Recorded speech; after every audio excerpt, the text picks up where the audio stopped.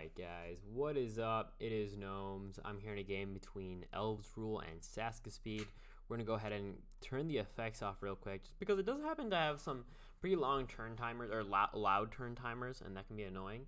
But yeah, it's going to be SakisSpeed here on the right hand side. He will be playing most likely Forsaken Waste Liches, actually.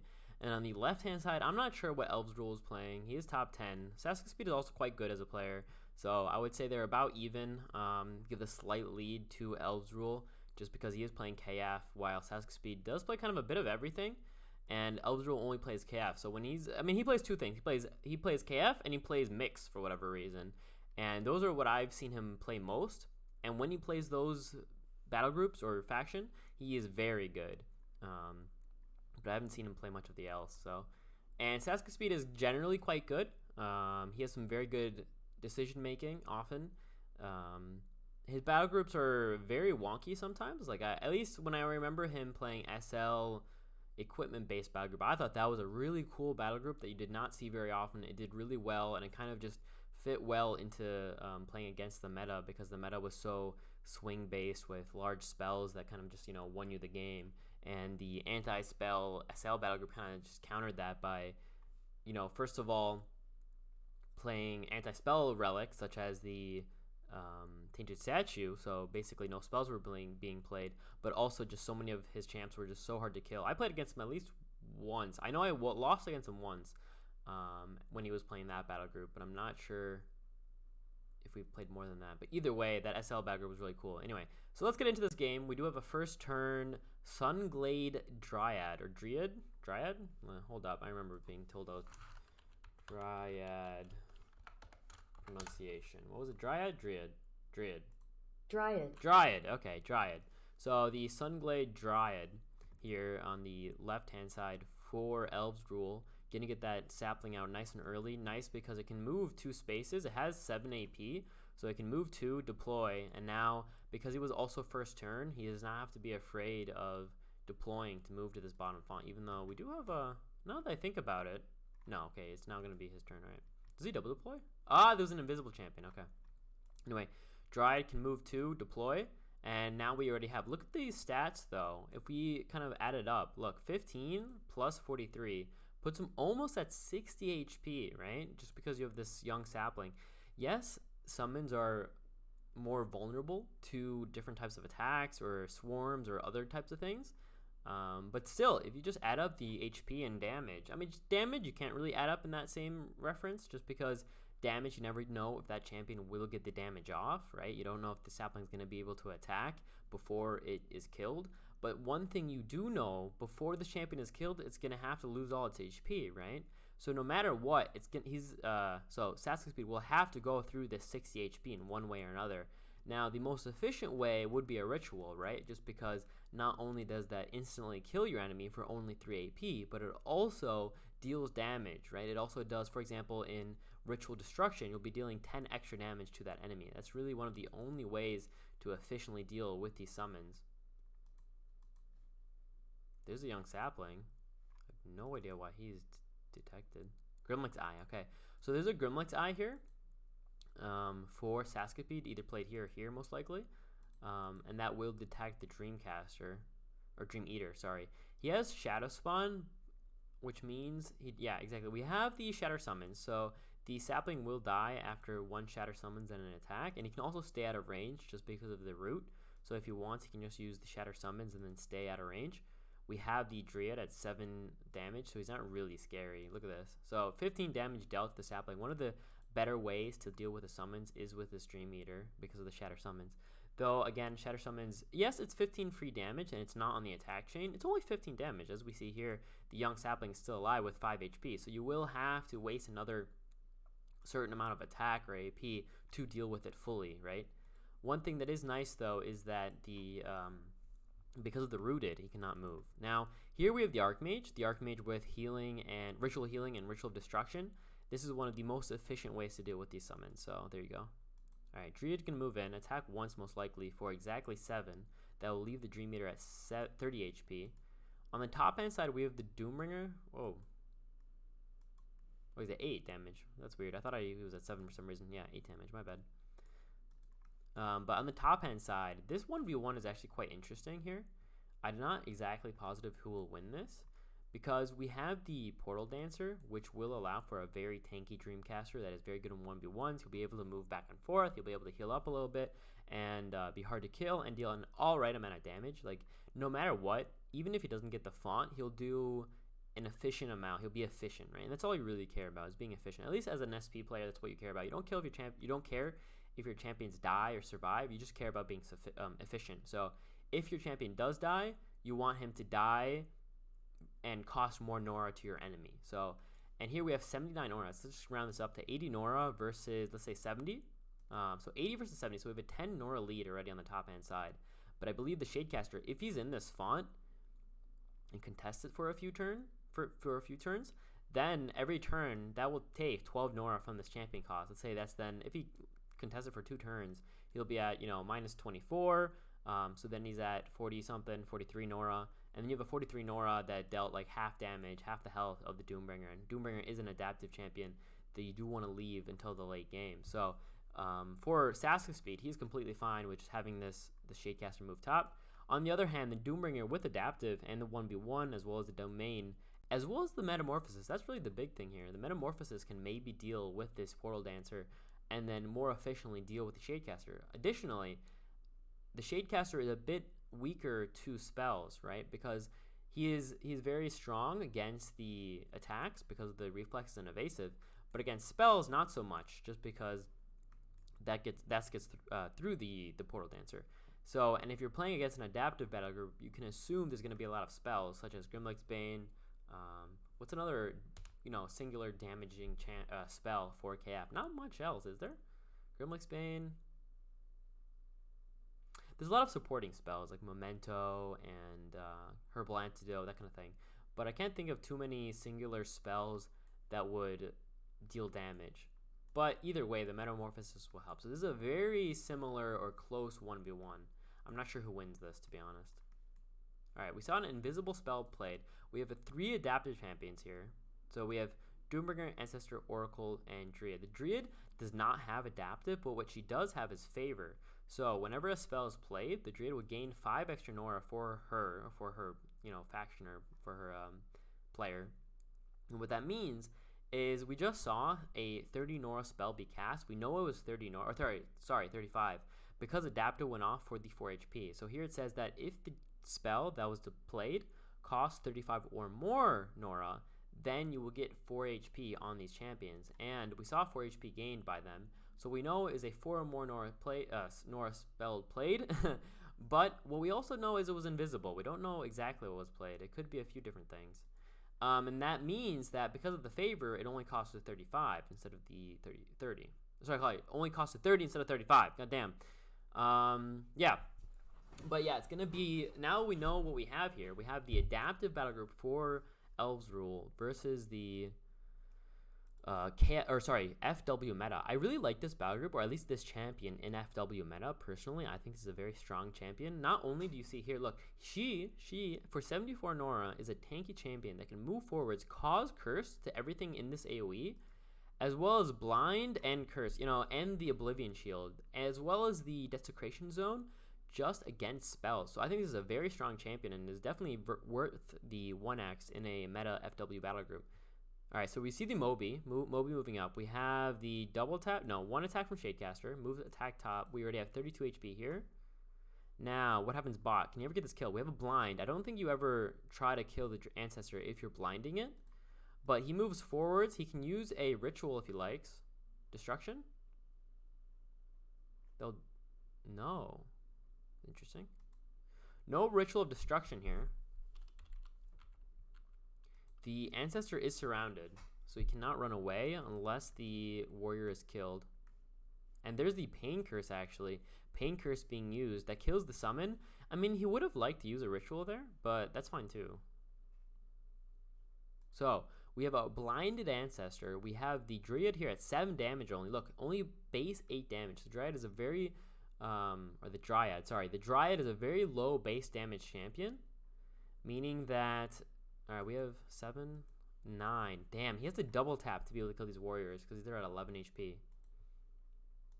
So he can double tap and run away. He has the mobility. Snail form. He can actually use a Grimlock's Bane on the Grave Warrior. That would kill all three.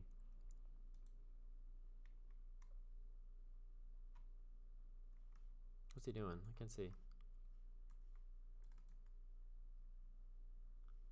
Alright. He was counting something. So he plays... That's interesting. I mean, he's blinded anyway, so there's no real point. So I guess that's why. Is he going for the Dream Eater? He could. Does he have an attack? He does. 10 plus 9 plus 10. Yeah, he can kill the Dream Eater. As well as deal damage to the Shadecaster. Killing the Dream Eater isn't too dangerous just because there are no Stitch champions here that can reconstruct. My guess is that. Just kill the Dream Eater, right? Because this is a summon. You can deal with that later. What's he doing? Why is he... Ah, okay. There's the... Ooh, that was an interesting play. Really? Really? That's his play. Okay. He could have killed the Dream Eater, but instead, he can attack top still, right? He has 3 seconds. 4, 3, 2, 1. He doesn't... There he goes. Barely enough time, but he gets the attack off. Anyway, interesting move here. He decides to distract the Archmage with the... What's it? It's Confuse and Distract. It's the Inhibit Power. Inhibit Power on these two. Not a horrible play. And now he can play the Summon. I guess that's what he was thinking about. He was thinking, does he kill the Dream Eater? Or does he play a spell to distract plus deploy the Summon? Now he can deal with he has a Summon that cannot be dealt with too easily. As well as he can, he gains some HP and damage because of the adaptive. Ooh, there's the Cleanse with the Soul Reaver. Now, there's two things here. Soul Reaver is very good in this case because it does allow the Shadecaster to get to the font. But on the other hand, what that also means is that he pays, what, 25 Nora for this Cleanse, right? And the Curse, obviously. And with that, you know, you could say that this 67 Nora Shadecaster plus 25 is now more like 90 Nora. Alright, moves in with the Inkblight. So no more spells able to be played. We do have the Grimlock's Eye here being detected. Only 15 HP on it, though. Grimlock's Eye, Shadow Spawn. All that Grimlock's Eye really does is the spell presence and the detection. But the only thing that really matters is the detection.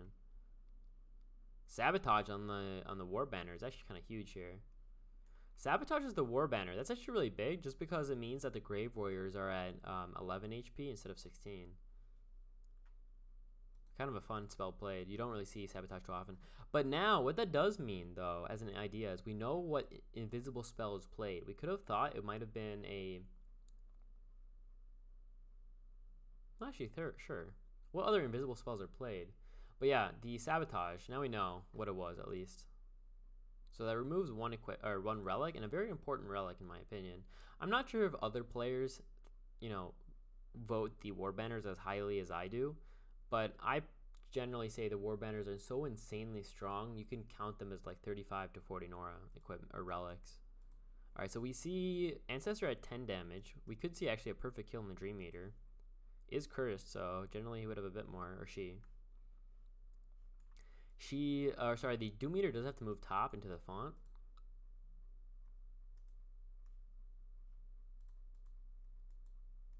Yeah, like I said, Dream Eater is most definitely dead, right? 11. Oh, it's awkward, isn't it? He wants to be able... He can kill, I think, all three of these, right? The Dream Eater is dead.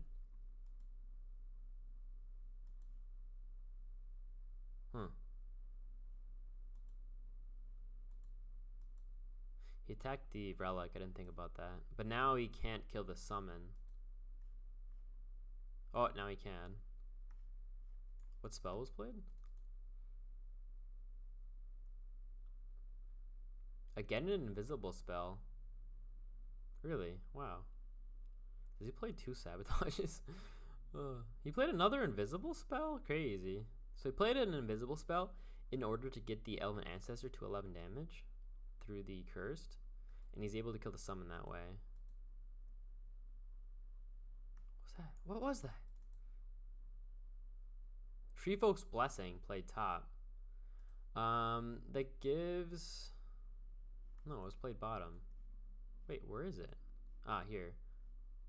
Oh, it's only on one champion. So we have a Tree Folk's Blessing on the Ancestor, and what that allows is she now has Regeneration 3 as well as Resistance Physical 3.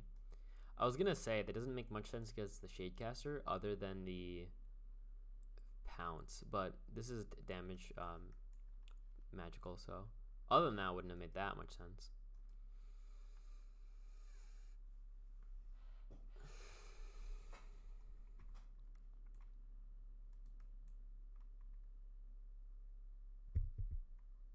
Ah, okay, so we see a what's it called? Defense? No. Oh, I forgot what it's called, but the spell that ElvesRule played gave the Doombringer the attack magical. So now the Doombringer can kind of completely be fine against the Shadecaster. It'll be very slow to kill the Shadecaster, but he can kill it no matter what, basically, at this point.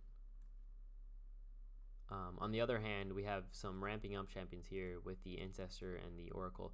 Have we even still seen a kill yet for SakisSpeed? I can't think of one. Have we? Have we seen a kill? I can't remember. Like, if he hasn't killed anything substantial. And that's generally how it's played. When you're playing against Adaptive, you often, have to trade 2 of your own champions to get a kill just because their Adaptive champions are kept, like, staying alive. But once you do kill the Adaptive champions, you win. And that's why Adaptive is so weak early game. If you get one of your Adaptive champions killed before you can get it ramping, then you just lose out. Because then you have, like, a 1-to-1 ratio or fight going, and you're just going to lose. Because Adaptive champions generally have worse stats, right?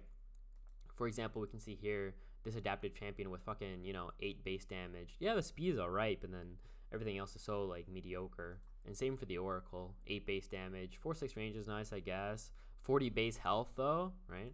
The only reason these champions become so scary is because of Adaptive. And that's why they have to start with that low HP, low damage, that kind of thing. We do have the Favor, though. The Favor's been helping so much. We've had at least, 4 spells played at the very least? Let's see, how many? 5, even, maybe? No, we have Warbanner, so yeah, 4. At the very least, 4 spells played. Yeah, 4 spells are played, and that's minus 20 Nora for the Favor. So this is a 52 Nora Sun Glade being played, so to say. What was that? Ooh, Grilmig's Mirror. That's fun. Grilmig's Mirror on the Ancestor. Why not on the Doombringer, really?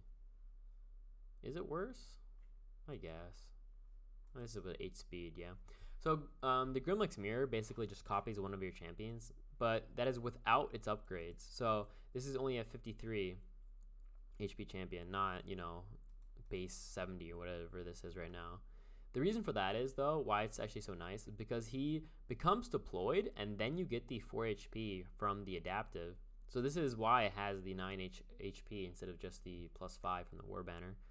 So 8 speed, 12 damage, 2 defense, the mobility because of the domain. I mean, that's obviously because of the map. Yes, actually. No, the sapling is actually kind of trapped here, but doesn't matter too much. 15 damage on the Ancestor, though. And these champions are all now ramping up quite a lot. So we now have 13 HP, damage. 13 damage, 15 damage, 49 HP, 61 HP on this ranged champion. And not only is it 61 HP, he also has the Force Barrier and the Soothing Serenade. So he's good in other ways as well. Or she, I guess. 24 HP on the Shadecaster versus the Magic Eater. So what's he going to do?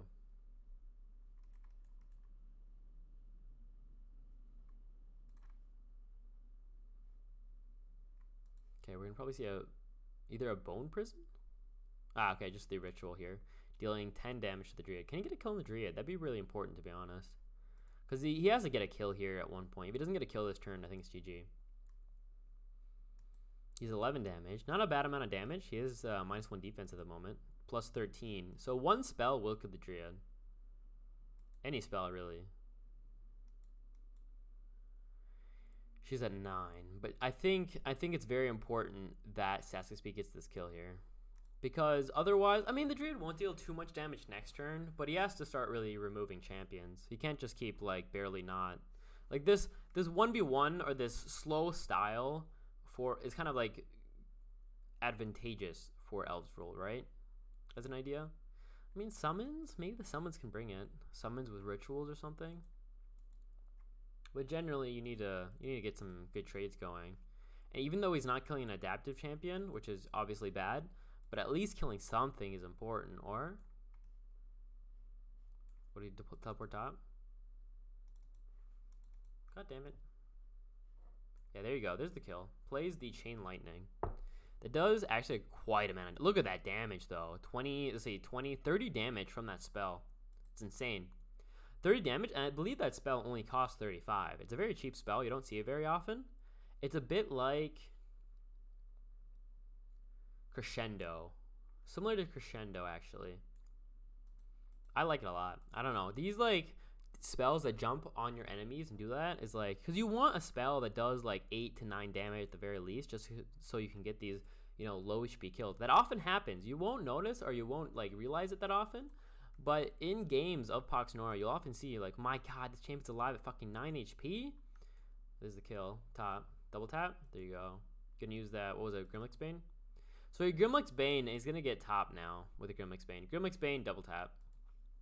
No Globe should be his too. Anyway, so you'll often see in these games that there's like, oh shit, this champion survived at 15 HP or 10 HP, something like that. So having a spell that does like, you know, anywhere between 10 and 15 HP is very good. So chain lightning, in my opinion, is just like, especially you want it to be low Nora. That's also important. What was that? Light as a feather played. Okay, just to give him extra damage here. And there's the kill. He can get both Nora globes because this is not desecrate. Ooh, no, skeleton comes here. He can. Oh, he's mobility. But one of them, the skeleton will take, right? Because like this one, I'm not sure. I mean, because the reason that this Nora globe is still in this location is because the scary spooky skeleton was deployed onto it, which is kind of weird. Does he get it now though? I think you have to move off it and then onto it again, and then he'll get the Nora globe. But other than that, magical attack type gets through the ethereal. Where is it? Here. Incorporeal, sorry. And a curse.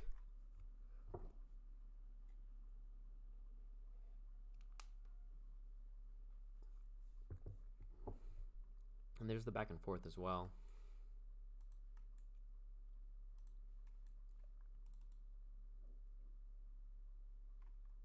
Ancestor, Doombringer. He has top font, but because he deploys, generally FW actually plays quite a few relics, so they can contest quite often with relics. That's kind of what they're known for, right? Especially skeletons, but a lot of other FW factions or themes as well, like worms, skeletons, zombies not as much, witches not as much, but definitely those two. And meta, you have to assume has at least one good relic to just, you know, plop in a font, just chill. Just because they have Bone Mine, they have the Hidden Trap, which just deploys a champion, like we saw. He played 2 though, so he actually might not have anymore. He played 2, when I think about it. Ooh, there's the Excavator. But this skeleton should die, as well as the Doombringer should get this Nora globe. And then after that, he can start moving forwards, and the Doombringer will be at 24 HP.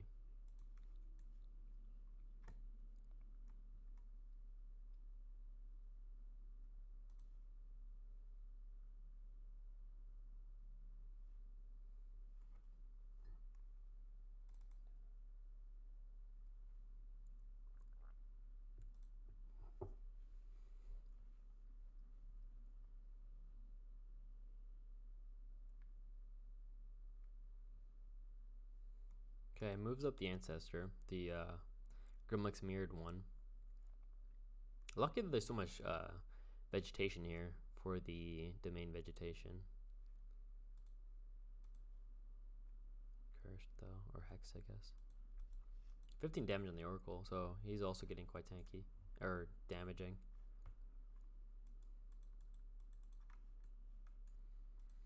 What do you kill here? Just the skeleton and then retreat?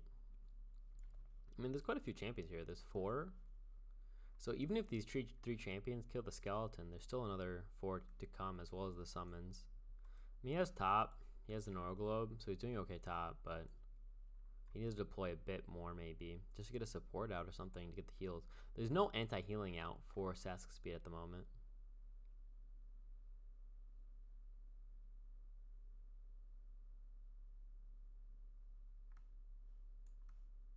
Alright, so he got the Norglobe top. That's all he did. Is he gonna attack?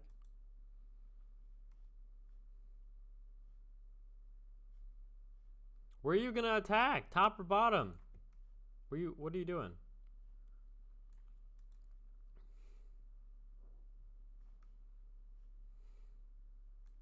God damn it. Alright.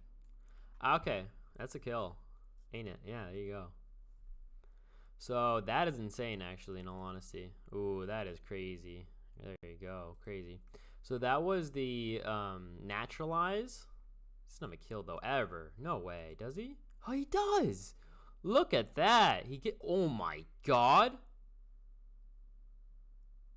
Why the hell did you just do 27 damage? He must have played the, what's it called? Bullseye. He played Bullseye. He played Naturalize, Bullseye, and then Brambles. He played 3 spells there, and that's why he dealt 27 and 24. Crazy. He played 3 spells. He's now at 16, 18, and 22. We have 4 adaptive champions out. They're getting big. Look, she just took 10 damage, and she's still at 53 HP. She's chilling. Also, can anything get into this font? Is there an invisible champion here? No. So he just gets the font too. Crazy play there. He took so long. I was getting distracted by like other things, and then all of a sudden he just had a crazy play. That was crazy. Crazy. Does he have any healing though? Because he's at half. He's at, I guess, a bit less than half or more than half. He's at half. And that's the thing with this adaptive battle group is your champions kind of get lower and lower, but you keep getting more and more damage. So if you can just barely keep them alive, you're fine. But if you don't have any healing like he does now, he could maybe lose out if he doesn't get some healing going, because then his champions will just die. There you go. Wow, GG. So ElvesRule winning it there with adaptive KF versus FW meta. Like I said, I really like that one witch, and he was playing all right. I'm not sure what happened. I think matchup-wise, it's not the best, because FW, you need like an essence drain into an attack, or into a kill, I mean. And he never did that, right? He used Moby once, but he didn't get a kill off the Moby. It was really awkward. He didn't kill any of the adaptive champions. Either way, GG.